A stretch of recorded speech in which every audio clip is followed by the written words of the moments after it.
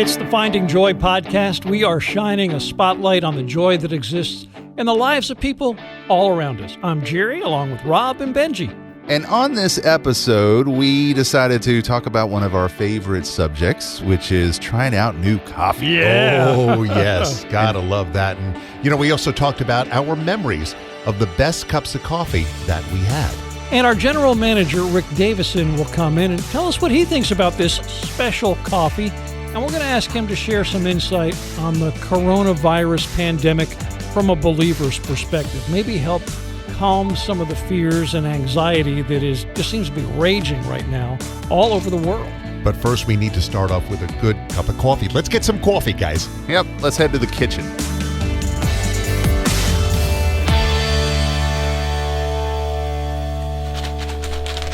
That's coffee beans. That's coffee beans. I've had these sitting in my office for way too long.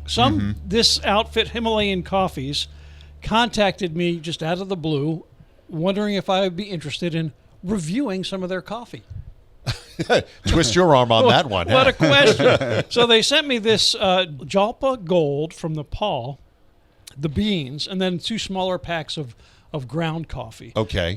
This is single estate. It's medium roast, and according to the back of the package, Oh, I love this description. the sweetest of our roast, this well-balanced, full-bodied roast has intense aromas and vibrant flavors of jasmine, smooth caramel, and pears. Okay. I'll buy 10 bags. Yeah. They're $25 for a 12-ounce bag. Okay. Wow. Wow. It better be So- good. Yes, that's what I'm Jalpa thinking. Gold. So we're going Okay. to try and move over here, and All I right. haven't even opened this yet because it's like air-sealed. Right. Rob, this is your grinder. right? Yes. And it suggests 2 tablespoons or 10 grams for every 6-ounce cup. All right. Then okay, the switch here's on the the button. side there. Okay.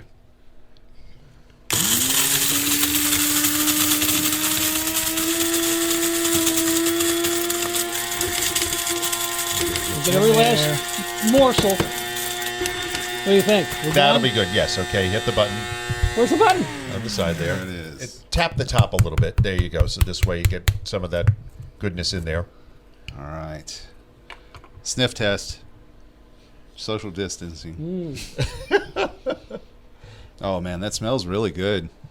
Oh, that is nice. That's right. That I'm is just gonna shake it nice. in here. Yeah, shake it in there, right?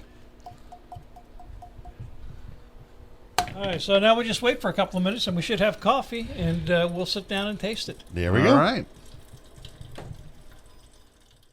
All right, the coffee appears to be done. And It's done. I don't know, Rob, if you can get a little video. That looks very dark. Actually, it looks a little light to me, but Really? Does it? yeah. It looks kind of dark, but All right, well, we'll find see out. what happens with it. Smells good.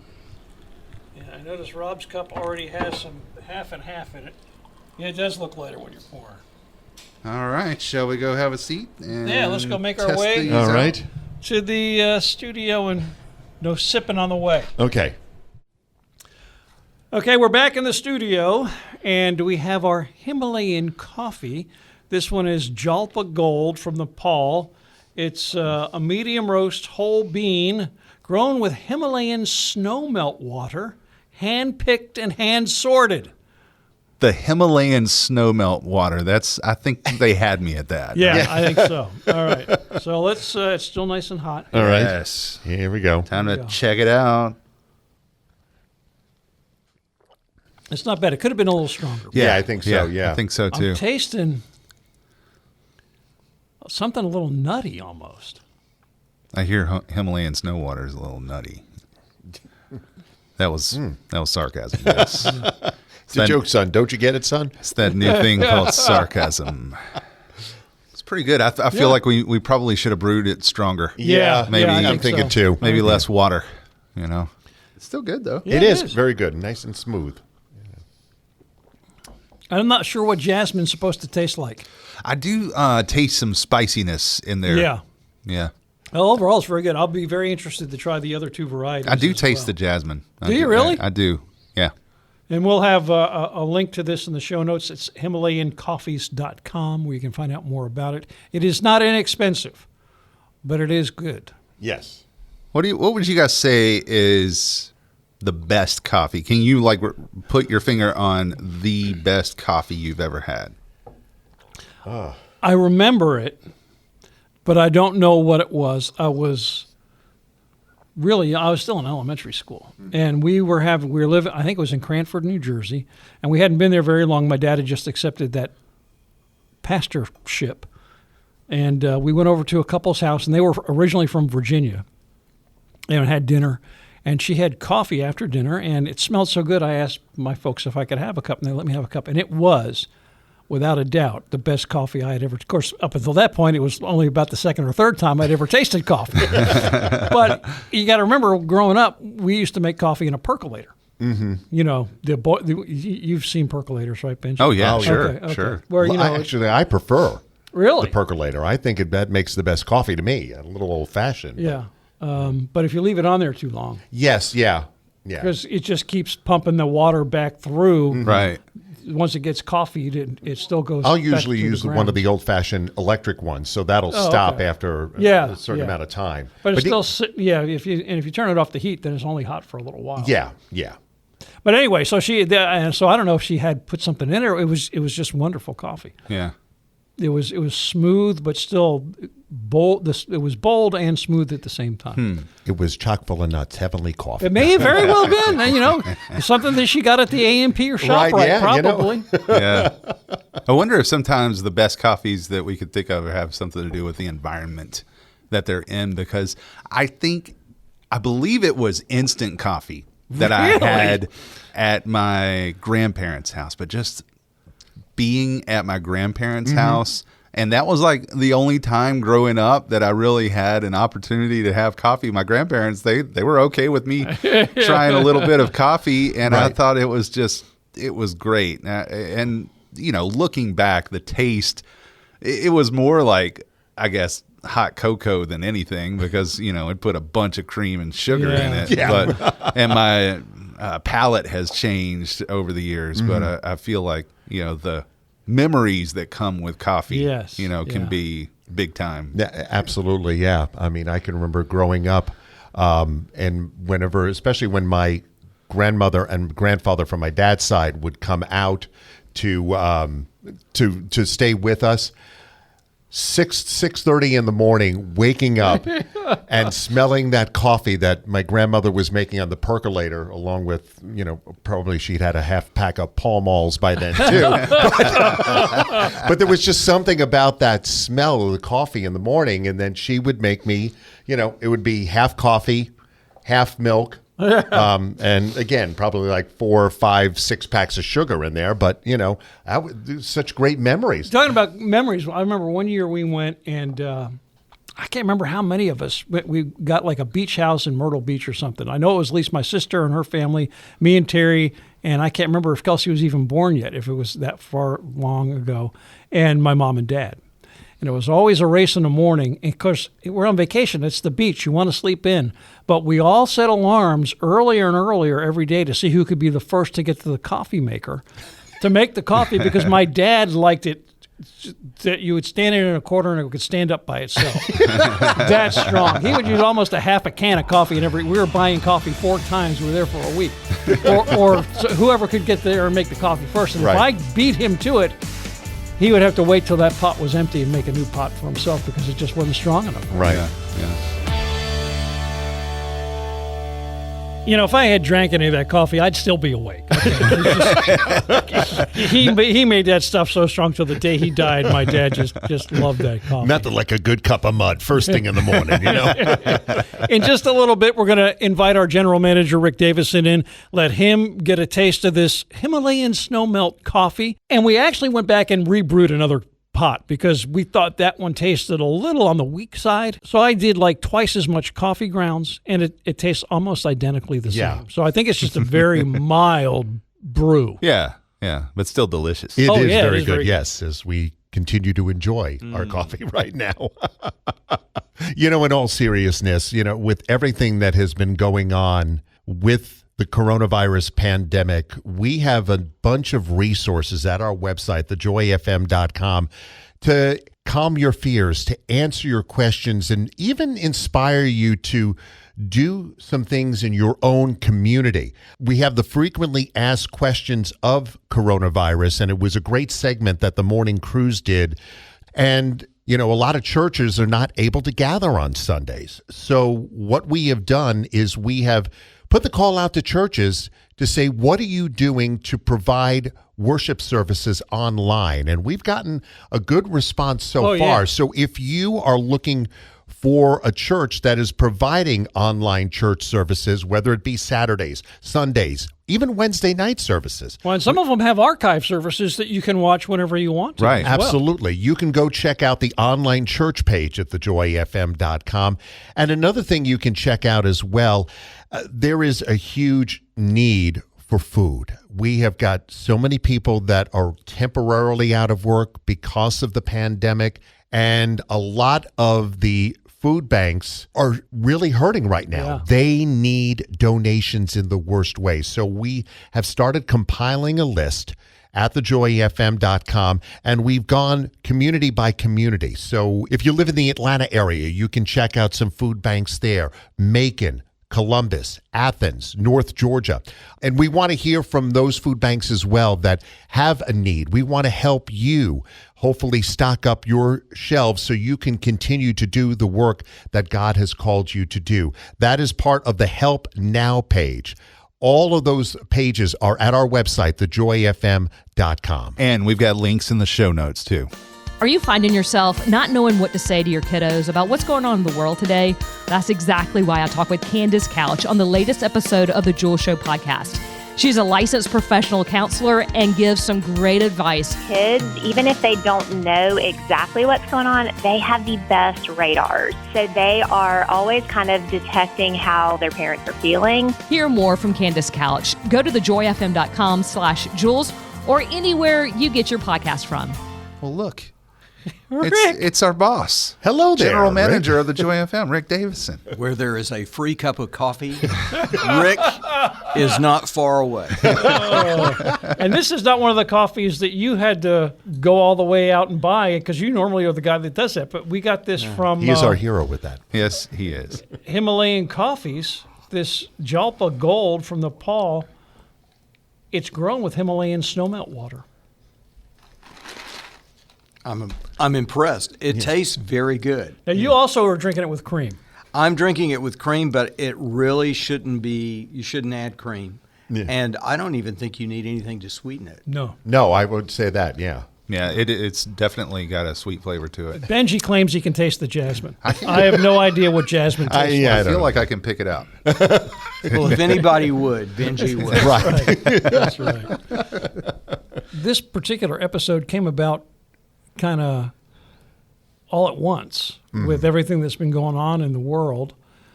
We thought maybe, I've had this coffee sitting around. We need to eventually get to that, or they're Yeah. never going to send me more to review, and I don't want that pipeline drying up. But also with everything that's going on with it, I don't know that we're going to have a chance to get people to actually come in here or us go someplace, because we normally go to a public place like a coffee shop or something like that to record episodes of the podcast. With as much stuff as we have being canceled and closed down and limiting the size of crowds with the coronavirus, I thought, well, maybe we just get us together and see if Rick could join us and talk a little bit about coffee and comfort and coronavirus. And the comfort part is not just the coffee and the fellowship, but just about keeping our heads about us. We know that this is something that's serious, that's spreading across the world, but we also know who holds the world, and maybe just offer a little hope and a little comfort for ourselves as well as those people who are listening to the podcast. Have you ever gotten up in the morning and from a dream during the night had a song come to you, and when you got up the next morning, it was almost like you were singing that song? Yeah. Absolutely. About a week or 10 days ago, because of what all our family's been going through personally, I woke up with the lyrics of, I don't know what the future holds, but I know who holds the future. Yeah. And it's an old song from long ago, which probably shows my age, but it was a song that kept rattling around in my head all that day. and couldn't remember all the lyrics, and went online and looked it up, and it reads like a poem. But the real point is that we don't know what the future holds. We know who holds the future. We have to put our trust in Him. Mm-hmm. I think there are many ways, I should say, of how I believe the Lord uses the Joy FM. And one of those is to excite His presence in our lives, our sense of His presence in our lives. And when we become more sensitive to the fact that He's there through the music and the fellowship and the other things, we enter into what the presence of the Lord brings. And in the presence of the Lord, there is liberty. There is comfort. There is joy. And so I think one of the ways that we bring joy into people's lives is through the peace and the joy and the comfort that comes through the Holy Spirit, and reminding everyone, hey, we're in His presence. And when we're in His presence, there is a fullness of joy. Mm-hmm. And I think that when we focus more on Him, it gives perspective to all the other things. I don't think any one of us would want to make light of the coronavirus. I don't think that at all. But I think the coronavirus, kind of in a metaphorical way, reminds me of something that's true in our walk with the Lord. We go into Christianity, and Christianity has so many things built into it that are morally based. And those things are really important. I'm not saying this to downplay the importance of the moral parameters of the Christian faith. But if you stop with just the moral parameters of the Christian faith, you do what Martha did when Jesus came to visit. You leave out the best part. You know, Martha, you're very busy keeping all the laws and keeping up the moral structure. But the best part of Christianity, of the Christian faith, is sitting at the feet of Jesus and listening to Him. Mm-hmm. You know, and I think the coronavirus is sort of a metaphor for that. We're not downplaying its importance. We're not downplaying its effect. But what we're trying to say is that we don't want to get caught up in that and not be able to enjoy what's really wonderful. And that is, whether we're at home, working from home, or you know, whatever, spending time with the Lord in His presence and enjoy listening to what He has to say. I was thrilled with Pat Williams, who is the owner of the Orlando Magic. Yes. Yeah. Okay? He did an interview the other day on ESPN, mm-hmm. and they asked him, what are we going to do? There's no basketball. There's no this. There's no that. And Pat, in his inimitable style, said, well, it's a great time to pull out a book you haven't read in a long time. Maybe it's the Bible. I love that way, yes. You know, maybe it's the Bible. You know, and I think that God uses all things to our profit. Romans 8:28 uses the word good, but if you also look at the Greek, it really means I'm going to profit by everything that happens to me in my life. And so the inconveniences that we're having now, we will profit from. Mm-hmm. And I think that's an important thing to stay focused on, because in the presence of the Lord, there is a peace that passes all understanding. There is a joy that is full and unspeakable. You can't even begin to describe it. Mm. And He promises us, I will never leave you nor forsake you. I'll never put more on you than you can bear. And you know what? I can make a way of escape for you. And I love the words of the Lord to Joshua. It's in the very first chapter of the book of Joshua, verse 9. Have I not commanded you? In other words, that's strong. Have I not commanded you? Be strong and of a good courage. Be not afraid, neither be dismayed or downhearted. For the Lord thy God is with you, whithersoever you go. He told David wrote in the 23rd Psalm, Yea, though I walk through the valley of the shadow of death, I will fear no evil. Why? Because thou art with me. Yes.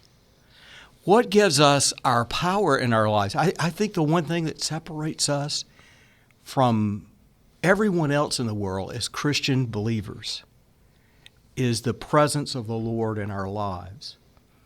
And one of the greatest prayers that was ever, intercessory prayers that was ever prayed by Moses, it was prayed by Moses. And he said, Lord, you have told us that you're going to give us a land of milk and honey. You've told us that you're going to fulfill all your promises. You're going to lead us to this place and all that. But there's one thing you haven't done yet. You haven't assured us that your presence will go with us. And then he asked the question, Lord, how will the world know we are yours if your presence doesn't go with us?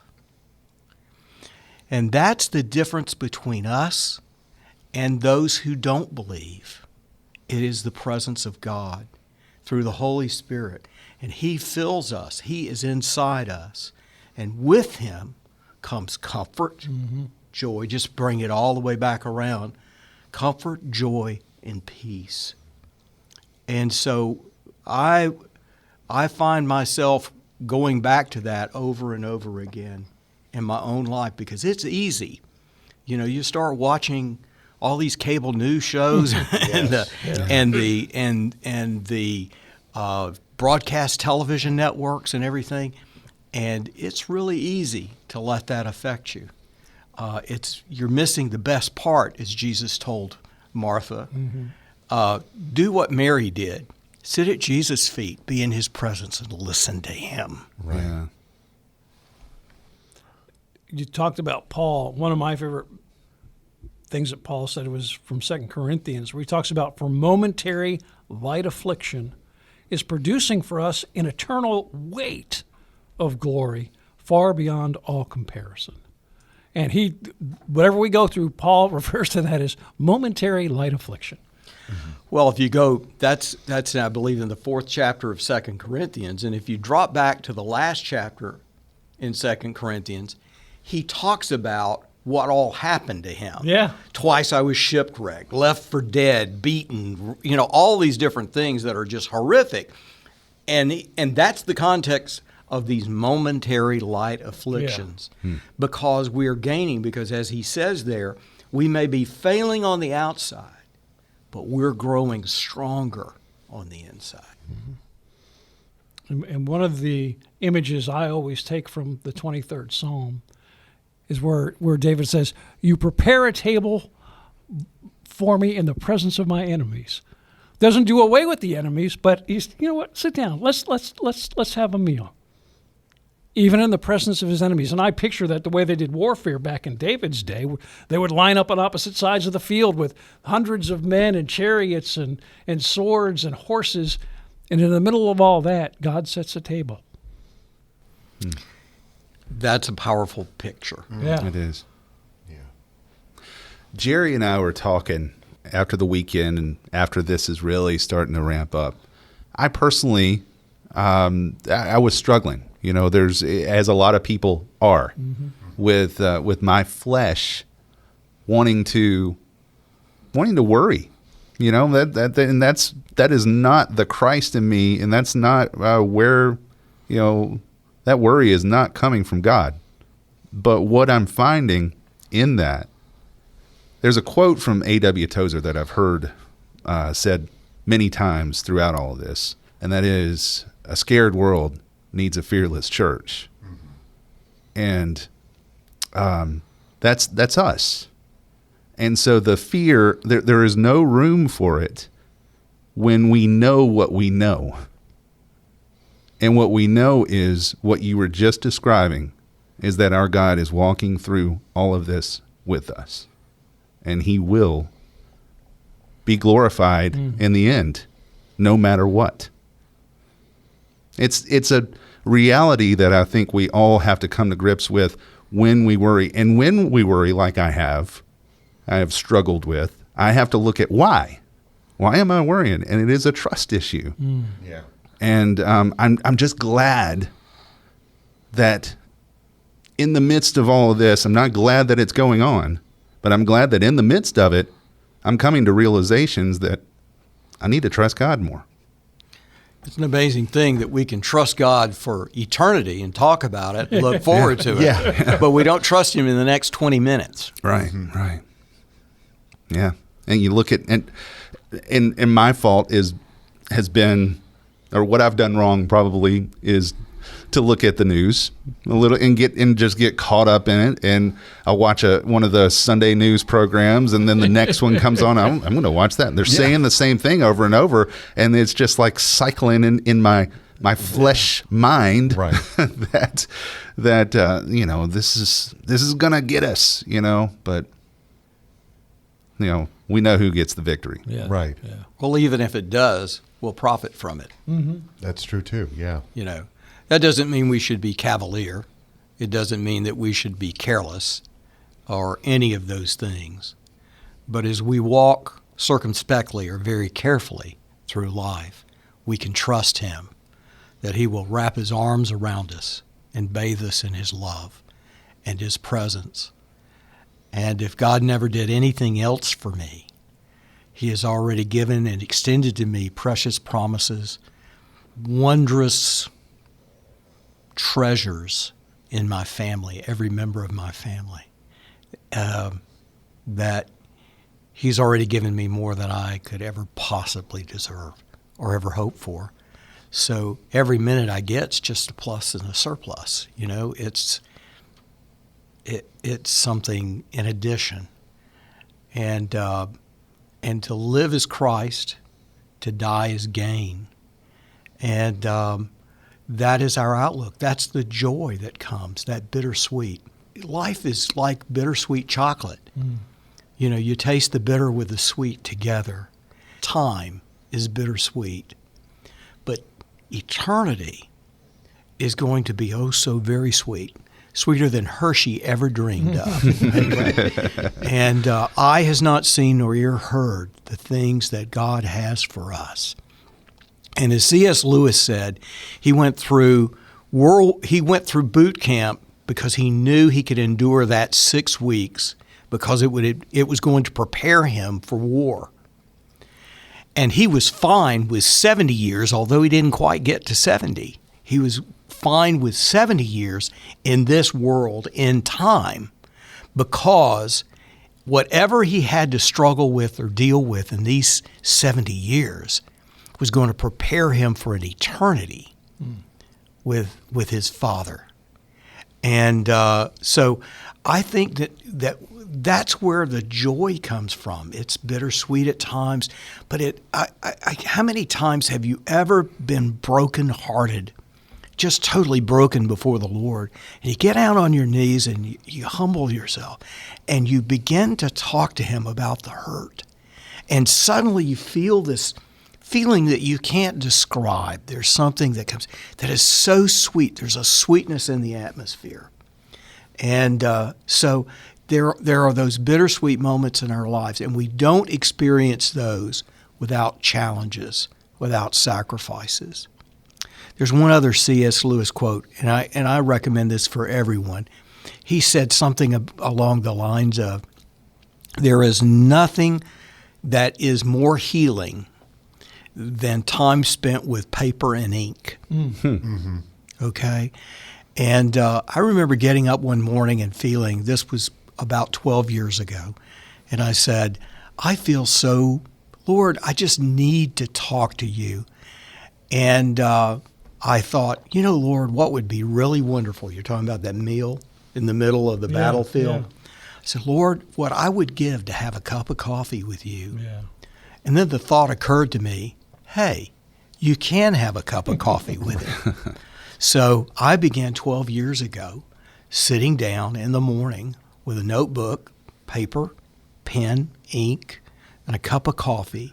And that's my time. That's my coffee time with God.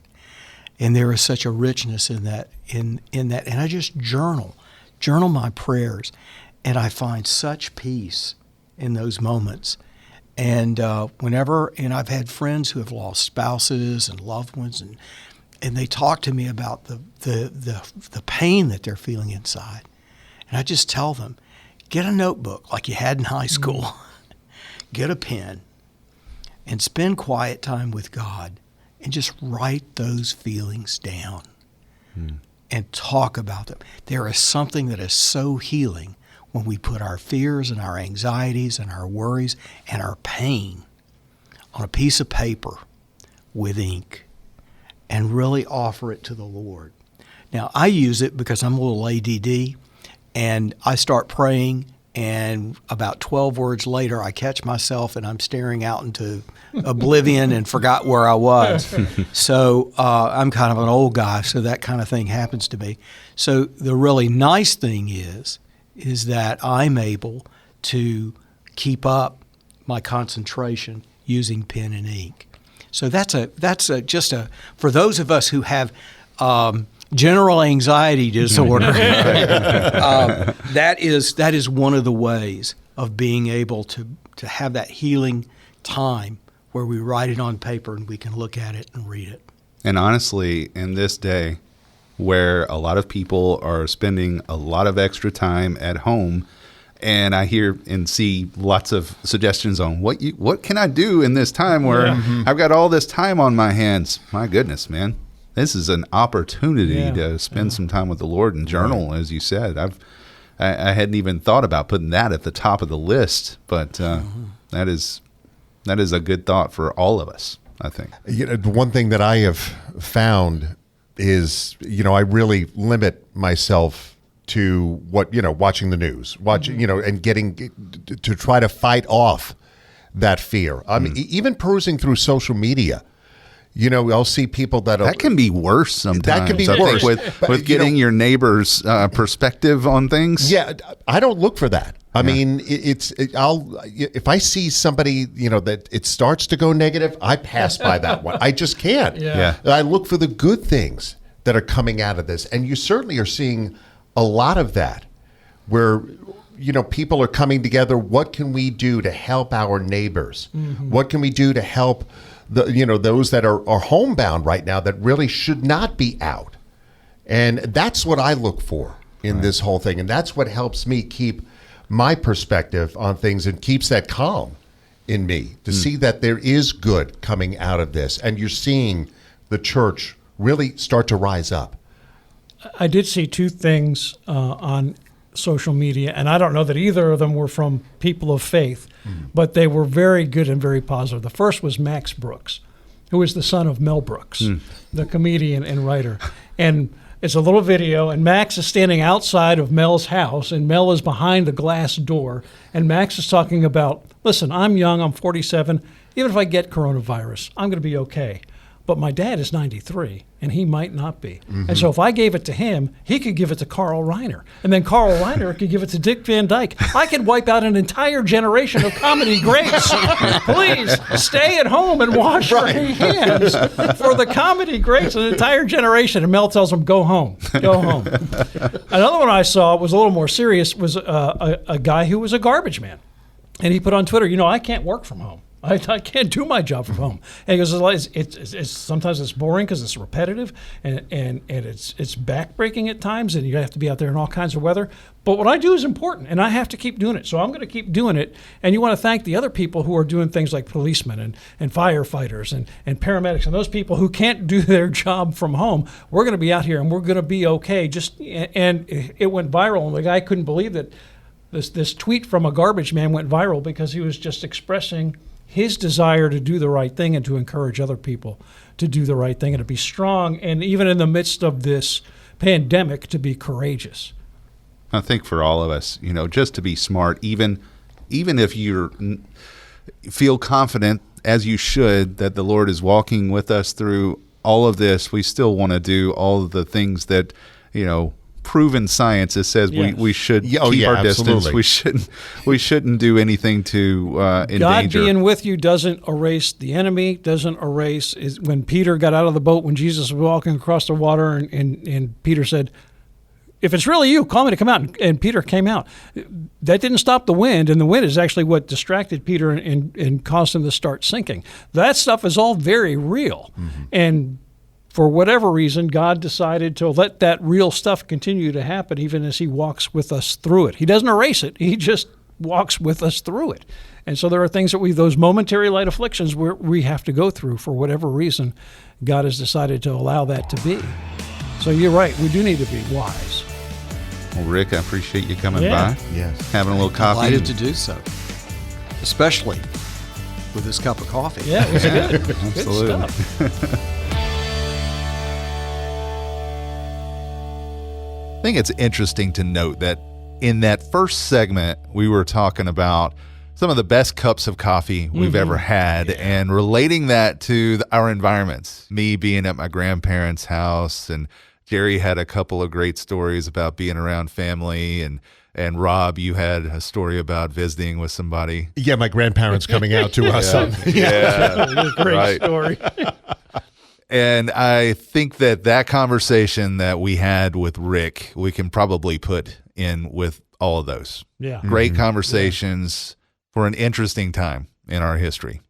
I feel like during this time when a lot of people do have time at home, that conversations are going to be important during this time. I'm already feeling that, just this morning, waking up, and we've got a close family member staying with us, and just hearing a little bit more about some family history I'd never even heard before, putting our screens down, getting face to face from 6 feet away.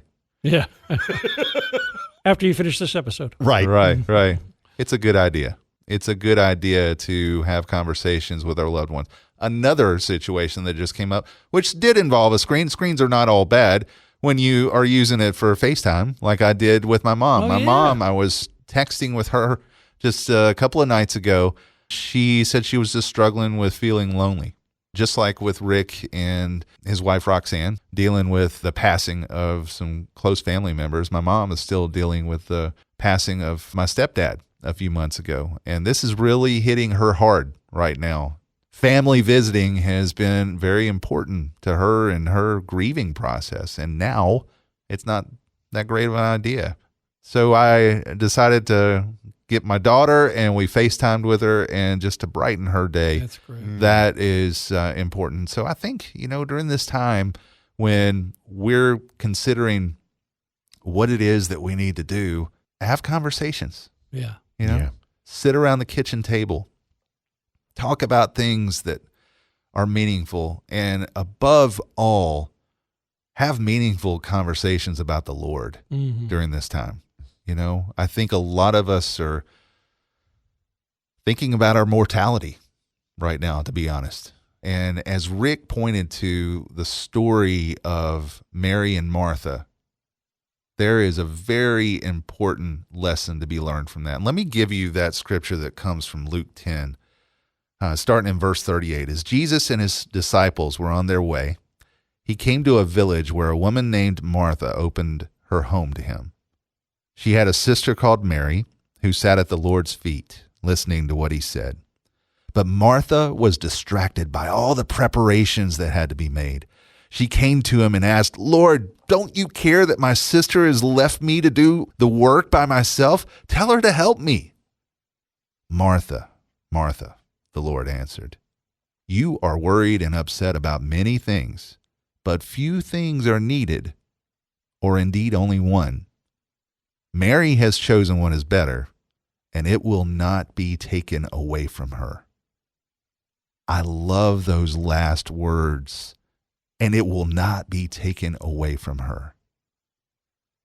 A lot of what we have experienced in our normal world has been taken away from us, hopefully temporarily. Yeah. But our time with the Lord will not be taken away from us. Then, now, forever. it's important. And I feel like we're leaving a legacy for those that come up behind us for this time, that our time spent now with the Lord is going to make a difference in those lives that are coming up behind us. Right. That's for sure. Well, our next episode of the Finding Joy podcast is due out on Thursday, April the 9th. Again, you can find that wherever fine podcasts are available. It's on Google Play and Apple and Stitcher and Spotify. And, of course, it's very easy to find it as well, especially if you're new to podcasts, on our website, thejoyfm.com, the on-air tab at the top of the page. Scroll down and you'll see a link to the Joy FM podcasts. We got a bunch of them. The Finding Joy podcast, one of them. If you would be so kind, if you subscribe to the Finding Joy podcast, give us a 5-star rating, and that helps more people find the Finding Joy podcast. So you have an opportunity to help others find joy with the Finding Joy podcast. You can email us your comments, questions, and suggestions at findingjoypodcast@thejoyfm.com. We would love to hear your ideas for future podcasts. And you could also follow us on all the social media platforms like Instagram, Facebook, and YouTube. And all of those links are at our website as well, thejoyfm.com. So thanks again for allowing us to be a part of your day today. Again, looking forward to seeing you the next episode of the Finding Joy podcast on April the 9th. And wash your hands.